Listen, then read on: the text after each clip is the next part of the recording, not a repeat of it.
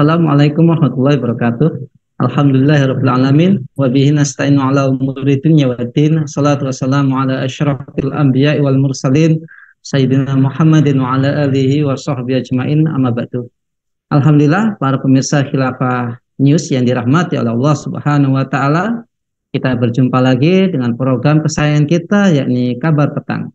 Hari ini Selasa 29 November 2022, bersama saya Nanang Setiawan, kita akan membahas tema-tema terkini bersama narasumber yang terpercaya, tentu saja dari sudut pandang Islam. Inilah Kabar Petang selengkapnya.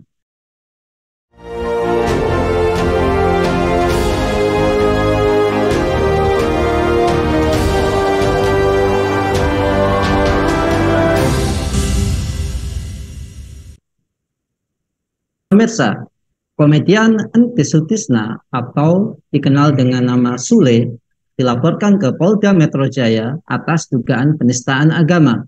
Laporan tersebut dilayangkan oleh Aliansi Masyarakat Pecinta Rasulullah atau Ampera. Selain Sule, komedian lainnya yaitu Mang Saswi dan Budi Dalton juga turut dilaporkan oleh Ampera. Ketua Ampera, Syahrul Rizal, meminta agar ketiganya menyesali perbuatannya dan bersujud di hadapan orang banyak.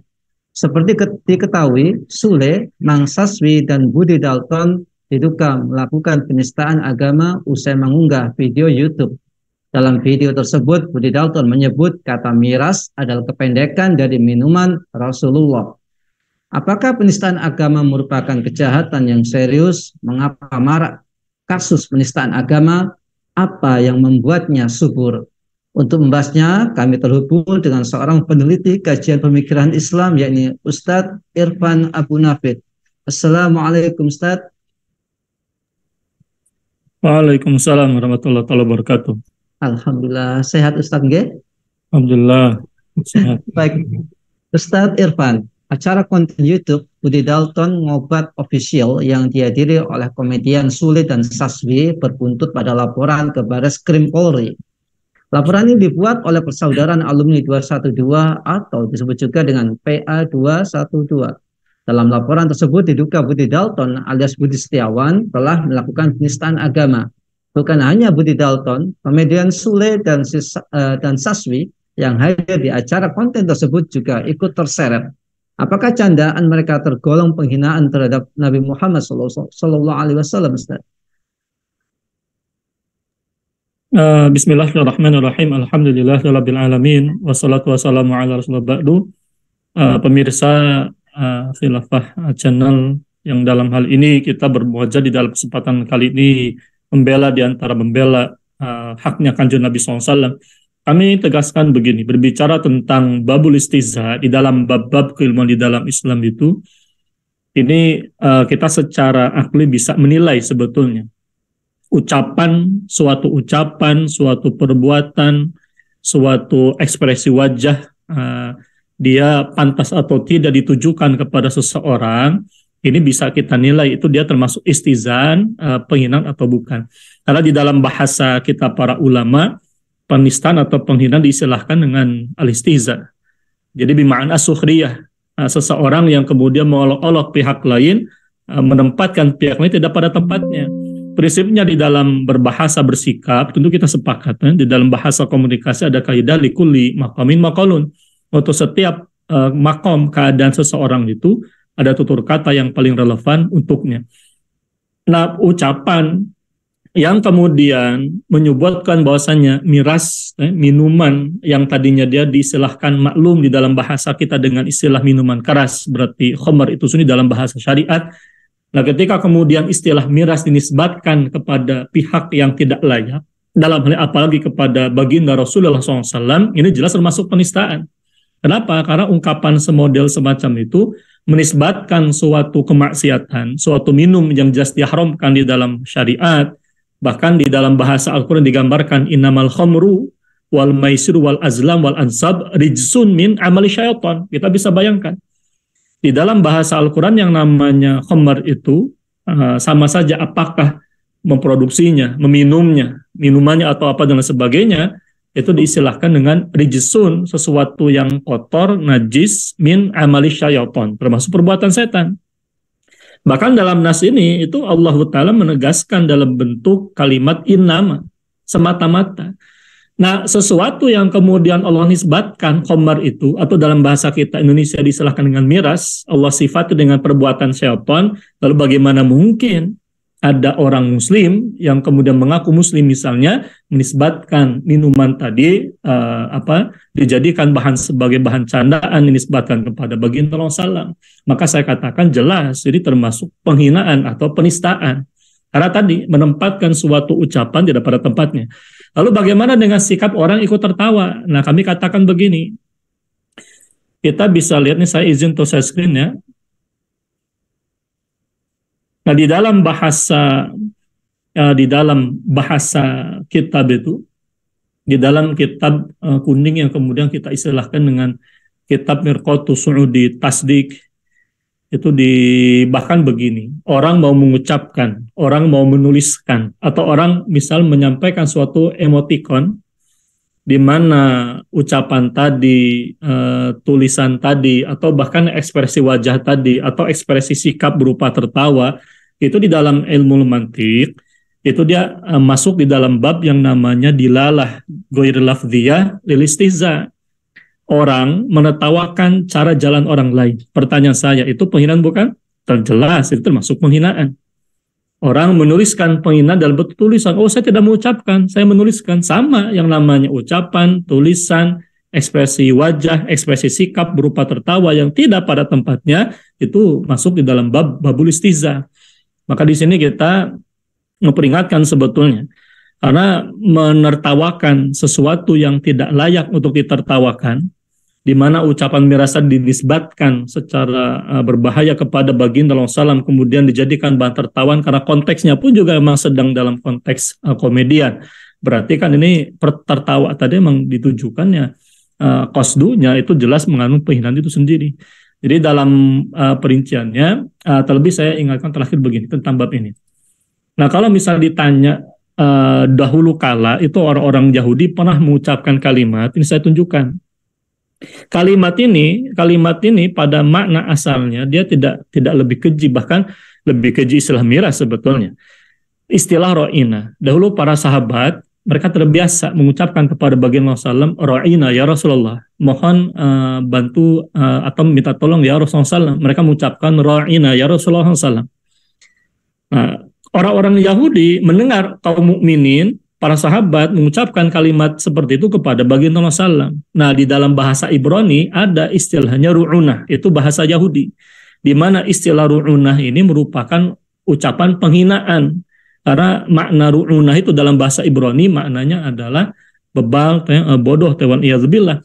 Nah, ketika kemudian kaum muslimin terbiasa mengucapkan kata ro'ina, orang-orang Yahudi mempelesetkan sembari mengolok-olok kaum muslimin. Kaum muslimin mengucapkan ru'unah kepada baginda Rasulullah, wan iyadzubillah. Hingga sampai kemudian kita dapat ada salah seorang sahabat yang marah besar ketika mendengar ucapan semodel begitu dijadikan olok-olokan kepada baginda Rasulullah. Perhatikan, lafal ro'ina tadinya dia istilah yang baik-baik saja. Tapi karena dipelesetkan, ini menjadi haram. Bagaimana jadinya miras, sesuatu yang jelas-jelas hakikatnya diharamkan oleh syariat, lalu dinisbatkan kepada yang mulia baginda Rasulullah. Allah katakan, ya ayyuhalladzina amanu la taqulu ra'ina wa qulu zurna wasma'u walil kafirina adzabun alim. Wahai orang yang beriman, jangan kalian katakan ro'ina, yakni kepada baginda Rasulullah, tapi katakanlah uzurna, diganti oleh Allah Subhanahu wa taala, wasma'u, dengarkan perintah ini, walil kafirina, semata-mata bagi orang-orang yang kafir itu, bagi orang-orang yang mengolok-olok Nabi SAW itu, orang-orang Yahudi diantaranya, azabun alim, azab yang teramat sangat pedih. Ayat ini kata para ulama, tafsir para ulama fuqaha dijadikan dalil keharaman mengucapkan kalimat yang buruk, kalimat yang mengandung penistaan kepada baginda Rasulullah. Termasuk kalimat yang mengandung penistaan yang biasa lazim tersebar pada kaum muslimin adalah Rasulullah SAW adalah orang yang demokratis. Nah, itu karena orang tidak paham hakikat keburukan demokrasi. Disebabkan kepada baginda Rasulullah itu jauh lebih buruk daripada miras pada hakikatnya. Iya, Ustaz.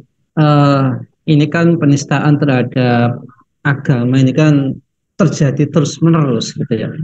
Ya, kalau kita lihat itu menjelang Maulid Nabi, menjelang Isra Mi'raj, bahkan menjelang Idul Fitri itu kayaknya musim penistaan itu ya. Ini apa sih yang menyebabkan subur? Karena kita kan udah sepakat ya ini kejahatan yang serius, ini udah berkali-kali kita demo dan lain sebagainya. Kok berulang terus gitu ya? Apa penyebabnya Ustaz? Toibun, kalau kita perhatikan secara politis, ini penistaan, perendahan terhadap simbol, terhadap ya simbol-simbol atau syiar-syiar Islam, apakah terhadap Al-Quran, ini yang pernah kita temukan jelas di negeri ini. Apakah penghinaan terhadap oknum penghinaan yang menghina Al-Quran, yang menghina baginda SAW, yang menghina ajaran-ajaran Islam semisal khilafah, yang menghina, bahkan yang terakhir itu kan kemarin kita dapat ada orang dengan tanpa rasa malunya, kemudian seseorang yang diamanahi jabatan penting di badan usaha milik negara yang hakikatnya merupakan milik umat, milik rakyat, itu orang kemudian sejahtera di atas perusahaan yang hakikatnya tadi mengelola urusan rakyat, kemudian tanpa rasa malu dan menisbatkan lafal khilafah itu kepada kata-kata yang jorok dan kotor bagi orang yang kemudian punya rasa malu. Nah, dalam hal ini, padahal istilah khilafah misalnya jelas dinisbatkan oleh baginda SAW, disifati dalam hadis riwayat Imam Ahmad, itu hadis sahih, tsumma takunu khilafatan ala minhajun nubuwah. Istilah khilafah itu istilah yang di dalam kaidah bahasa Arab, al-jumalu ba'da nakira sifatun. Kalimat setelah kata benda nakiro, jadi kalimat setelah kata khilafah di dalam hadis khilafatan ala minhajin nubuwah, berarti kalimat ala minhajin nubuwah adalah sifat bagi khilafah. Bayangkan Al-Mustafa SAW as-sadiqul masduq, yang lisannya mulia, yang ajarannya luar biasa, itu menisbatkan, menyifati khilafah itu kepada manhaj kenabian. Tiba-tiba ada orang menisbatkan khilafah kepada radikal-radikal dalam konotasi negatif, khilafah kepada ajaran-ajaran khawarij dan sebagainya yang tidak ada relevansinya, atau khilafah tadi dinisbatkan bahkan kepada kata-kata yang kotor, yang menunjukkan ya kualitas pikirannya, berarti kan, karena tidaklah kemudian keluar kata-kata kotor dari lisan seseorang, melainkan menunjukkan kebiasaan, menunjukkan karakter, menunjukkan kualitas. Itu jauh sekali kemudian dengan kualitas mereka yang kemudian memperjuangkan khilafah atau memperjuangkan Islam sendiri. Nah, fenomenanya sudah menggejala. Bahkan tadi saya katakan ada orang menisbatkan demokrasi kepada Islam, ini pada hakikatnya menempatkan sesuatu tidak pada tempatnya. Nah, apa yang kemudian terjadi secara sistemik hari ini, dan munculnya fenomena atau komedian yang menjadikan agama sebagai bahan candaan. Karena kita sudah sangat jenuh mendengar ada komedian menjadikan Islam itu sebagai bahan candaan. Hatta mereka mengaku punya KTP Muslim, mohon maaf, kami harus ingatkan, di dalam Islam itu yang namanya penghinaan terhadap syiar agama itu diantara baburidah, hati-hati. Nah, kalau secara sistemik tadi ini relevansinya kaitannya dengan sistem demokrasi yang memang menganut konsep kebebasan huriyah itu, huriyatul syakhsiyah, kebebasan berperilaku, kebebasan bertingkah laku. Ini kan sudah menggejala secara umum lintas golongan, lintas kelompok, fenomena oknum-oknum ini menggejala secara umum. Bahkan mohon maaf saya katakan, dan kita tidak bisa pungkiri, fenomena penghinaan terhadap ajaran Islam al-khilafah itu sudah menggejala secara umum, dilakukan oleh oknum-oknum itu sendiri. Nah, ini kan wajib kita bantah, karena berbicara tentang ajaran Islam, apapun jenis syiar-syiar ini dia wajib dibela. Nah, artinya ketika dia menggejala secara di tengah-tengah masyarakat, secara sosial kemasyarakatan, dan muncul secara sistemik, maka kita mendapati persoalan ini persoalan sistemik dan kembali ternyata kepada ajaran demokrasi yang mengandung konsep kebebasan itu, huriyat itu. Ini mengkonfirmasi kepada kita bahwa alam demokrasi itu bukan alam yang layak bagi kaum muslimin untuk menegakkan katakanlah syariat Islam kafah itu sendiri. Syariat Islam kafatan itu tidak mungkin kemudian bisa tegak di alam demokrasi yang menjustifikasi tanda petik diakui atau tidak suburnya, tumbuh kembangnya penistaan terhadap agama. Di dalam Islam, kami jelaskan begini.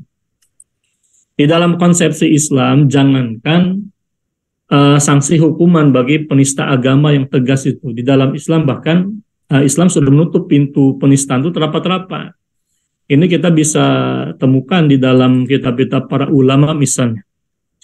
Di dalam kitab-kitab kuning kepesantrenan, bab tentang aridah murtad dari Islam itu, ini sesuatu yang kemudian diajarkan secara sistemik di dalam Islam. Yang namanya negara wajib memahamkan umat Islam kepada akidah sahihah.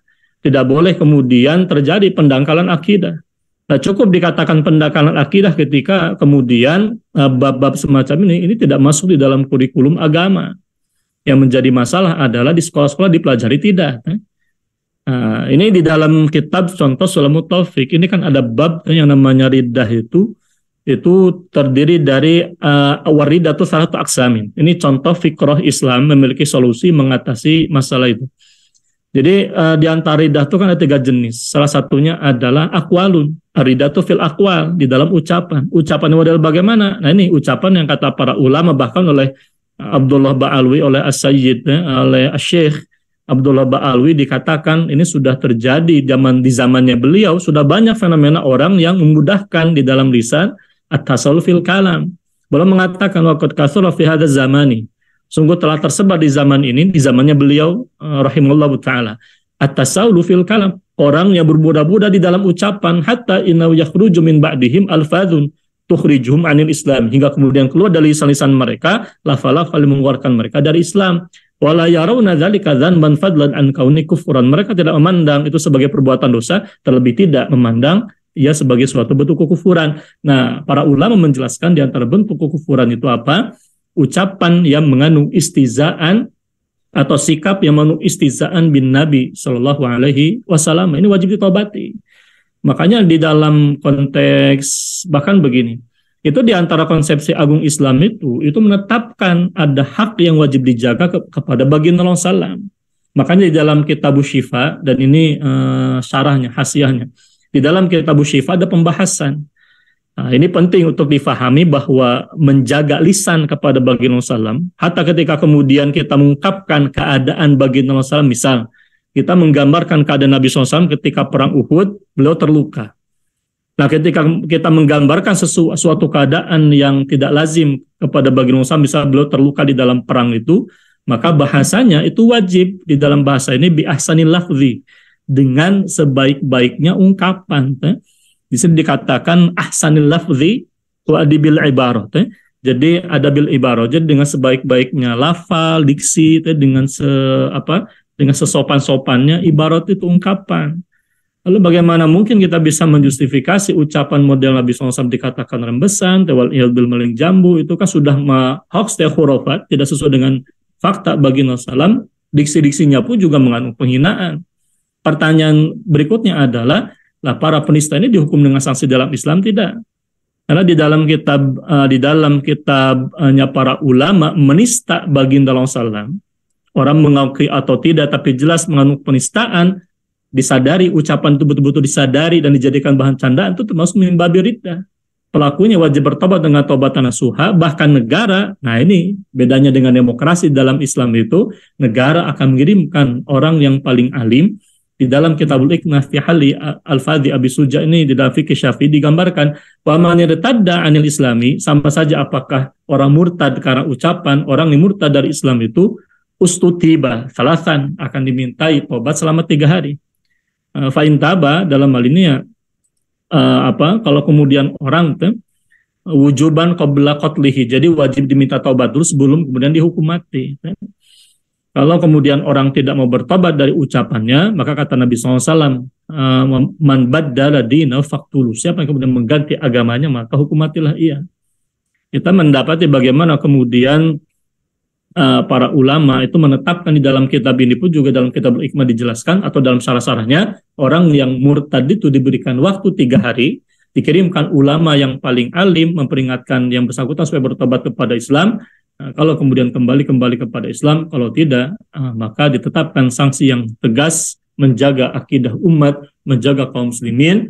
Man baddala dina faqtulu, siapa yang murtad dari agama maka hukum matilah iya. Wal a'yadzu billah. Wal a'lam. Iya, Masya Allah.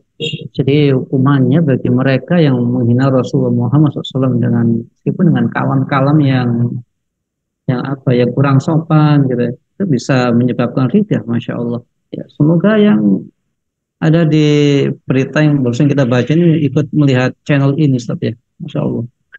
Ustaz Irfan, eh, lantas bagaimana konsep Islam dalam upaya perlindungan terhadap Islam dan menghentikan penistaan demi penistaan terhadap agama Islam, Ustaz? Nah, ini kita bisa simpulkan dari penjelasan para ulama tadi, dari penjelasan sebelumnya bahwa persoalan yang ada kan ini memang sistemik. Ya. Kita harus akui di era sekarang, di era demokrasi, kita tidak punya sistem imun. Bagaimana kemudian menjaga individu, menjaga masyarakat, bahkan menjaga negara dari perbuatan yang kemudian mengeluarkan mereka, katakanlah dari Islam. Sistem imunnya ini tidak terbangun. Maka dalam hal ini, dalam konsepsi Islam, perhatikan tadi ketika kemudian para ulama menjelaskan bab-bab poin-poin di mana secara fikroh itu yang pertama, Islam ini mewajibkan setiap individu Muslim di negara itu dengan sistem pendidikan yang diselenggarakan oleh negara secara sistemik, itu memahamkan mereka kepada akidah Islam termasuk rambu-rambunya. Difahamkan semua itu, mau dia komedian kayak mau dia seorang ustadz apalagi, ulama apalagi, termasuk juga komedian ketika mereka kemudian hidup di dalam sistem Islam itu, maka mereka akan mempelajari bab ini. Yang saya khawatirkan munculnya fenomena semacam ini karena memang secara sistemik di dalam sistem pendidikan, pertanyaannya tentang teori-teori tadi ada tidak itu di dalam pelajaran, dalam kurikulum, padahal ini yang sangat menentukan bagaimana kemudian individu, masyarakat memahami rambu-rambu kemurtadan itu sendiri. Mungkin dikiranya ini bukan kemurtadan, tadi yang dikatakan oleh para ulama, la yarawna dzanban bal fadlan an kaunihi kufran. Tahu itu dosa saja tidak, apalagi menyadari itu merupakan suatu kekufuran. Jadi secara fikroh itu, Islam memiliki konsep akidah Islam yang mampu menjadi sistem imun. Nah, secara sistemik negara kemudian menyelenggarakan pendidikan yang menjaga umat dari pendangkalan akidah, disadari atau tidak, itu betul-betul dijaga, dibangun sistem imun. Dari individu-individu yang bertakwa tadi, dibentuk oleh sistem kependidikan yang luar biasa, Islam pun juga memberikan rambu secara thariqatan. Tadi di samping adanya sistem kependidikan secara thariqah, juga khilafah secara metodik, secara thariqah itu akan kemudian menerapkan sanksi bagi pelaku kejahatan yang kemudian melakukan penistaan terhadap Islam, penistaan terhadap khilafah, penistaan terhadap jihad, terlebih kepada Allah, kepada Rasulullah SAW, kepada Al-Quran. Ini ada sanksi yang tegas tadi yang kita gambarkan, berbicara tentang kewenangan dari negara itu sendiri menerapkan sanksi hukuman. Karena dalam bab ini, dalam bab hudud had bagi orang yang murtad misalnya, yang berwenang itu semata-mata adalah khalifah atau yang mewakilinya. Makanya dalam bab ini kalau kita ngaji misal di dalam kitab Syarah Sulaiman Taufik itu kan Syekhul Nawawi Al-Bantani mensarah kitabnya Al-Imam Abdullah Ba'alawi ketika belum mengatakan yajibu ala ulatil umur, wajib hukumnya bagi ulil amri. Nah, disarah oleh Syekh Nawawi Al-Bantani, orang Banten ini ya, belum mengatakan minal imami aw naibihi, yakni wajib hukumnya bagi ulil amri, kata beliau yakni al-imam atau yang mewakilinya. Wajib apa? Qatlu tarik salat, menghukumati orang yang meninggalkan salat. Belum menisbatkan kewajiban menerapkan sanksi hukuman itu kepada siapa? Ulil amri. Karena menjadi kesepakatan Ahlussunnah, yang namanya menerapkan sanksi hukuman termasuk bagi orang yang murtad itu adalah kewenangan bagi khalifah atau yang mewakilinya. Maka dari sana para ulama mengatakan mengadakan khalifah yang akan menerapkan sanksi hukuman semacam ini hukumnya fardu sesuai dengan kaidah mala yatimul wajibu illa bi fahuwa wajibun. Hal-hal yang tak sempurna melainkan dengan suatu yang lain, maka sesuatu yang lain menjadi wajib adanya. Hal di mana menegakkan sanksi termasuk sanksi hudud adalah wajib adanya dan dia sempurna dengan adanya khalifah, maka mengangkat khalifah hukumnya pun juga wajib. Nah, terakhir makanya Nabi SAW mengatakan innamal imamu junnatun yuqatalu min wara'i wajib taqabi. Beliau SAW berpesan mengabarkan memuji kedudukan yang namanya al-imam, dan kata al-imam al-mula al-qari dalam kitab Mirqatul Mafatih Syarh Mishkatil Mashabi, innamal imamu al-imam ayat al-khalifah, yakni khalifah itu menjadi perisai bagi umat. Junatun di sana kata para ulama dalam kitab tafsir hadis mencakup segala macam keburukan, termasuk dari berbagai macam kelompok-kelompok sesat, dari isu-isu yang menyesatkan. Itu fungsi dari khilafah, khalifah, al-imam, penguasa di dalam Islam itu sendiri. Makanya terakhir, di dalam hadis ketika munculnya fenomena du'atun ala abwabi jahannam, ketika muncul fenomena orang yang menyeru kepada jahanam, itu fenomena akhir zaman. Nah, fenomena akhir zaman itu muncul orang-orang yang mengajak orang lain kepada kesesatan-kesesatan akidah, keyakinan maupun juga amal perbuatan. Nabi SAW menekankan pentingnya ilzam jama'at al-muslimina wa imamahum. Belum menasihati kepada sahabat Uzaifah dan kaum muslimin secara umum pada prinsipnya, ketika muncul fenomena kaum yang sesat menyesatkan, kata Nabi SAW, berpegang teguhlah engkau kepada ilzam jama'at al-muslimin, kepada kesatuan kaum muslimin dalam kurung khilafah wa imamahum, dan juga khalifahnya. Nah, ini Islam luar biasa. Alam sahabat. Masya Allah, Ustaz. Jadi kalau memang ada sistem khilafah itu, Masya Allah, sudah selesai nih ya, akan ada lagi penista-penista. Cuman dalam konteks sekarang, Ustaz, ini khilafah kan belum ada. Bagaimana cara menghentikan penodaan terhadap Rasulullah, termasuk narasi-narasi Islamofobia dan kriminalisasi terhadap ajaran Islam, Ustaz? Kita berkaca dari bagaimana kemudian sikap baginda Rasulullah SAW itu di dalam periode dakwah di Makkah. Bertanya saya, apakah kemudian Nabi SAW berhenti pada aktivitas mengkantar pemikiran-pemikiran yang menyimpang di masa periode Makkah? Kan tidak. Itu di masa periode Mekah, bahkan bayangkan Makkahul Mukarramah itu dihinakan dengan adanya 300 berhala di sana. Itu Makkahul Mukarramah, bayangkan, itu warisan dari Amr bin Luhai itu Al-Khuzai, di mana dia tokoh bangsa Arab yang pertama kali membawa kesyirikan ke Jazirah Arabia, ke Mekah, bahkan ke Makkahul Mukarramah. Dia simpan Hubal, Lata, Uzza, Manat, kemudian tersebar hingga kemudian di Makkah ketika itu di Ka'bah Al-Musyarrafah ada 300 patung-patungnya kaum musyrikin. Itu penghinaan. Dalam hal ini di masa jahiliyah tersebut, Nabi SAW ya memahamkan umat bahwa keyakinan tentang berhala itu sesuatu yang salah. Beliau melakukan upaya itu. Artinya hari ini pun juga kita wajib kemudian mengkantor secara individual, secara jamaatan, kita mengkantor pemikiran-pemikiran yang rusak, sesat, menyesatkan itu demi menyelamatkan umat dari pemikiran-pemikiran jahiliyah tersebut. Karena kalau tidak dikantor, maka yang terjadi adalah tersebar pemikiran jahiliyah. Kalau penghinaan dibiarkan, tidak kemudian dikritisi, tidak kemudian dihentikan, yang kita khawatirkan muncul menjadi kebiasaan. Ya, baginda Rasulullah dahulu kala belum melakukan itu. Jadi Ghazul Fikr wa Thaqafi, belum menghadapi tantangan secara pemikiran, secara tradisi kebudayaan di masa jahiliyah itu, belum memahamkan ini loh pemikiran Islam, inilah pemahaman Islam, ini keyakinan Islam, ini amalnya amal Islam. Itu yang kemudian kita lakukan dalam rangka mengurusi urusan umat itu sendiri. Itu satu sisi secara jamaatan. Nah, satu sisi yang lain juga kita mengupayakan tadi. Jadi dua sisi ini tidak boleh kemudian saling diabaikan. Karena begitulah amalnya baginda Rasulullah SAW. Beliau mengkantar pemikiran-pemikiran rusak di era itu, kifahus siyasi,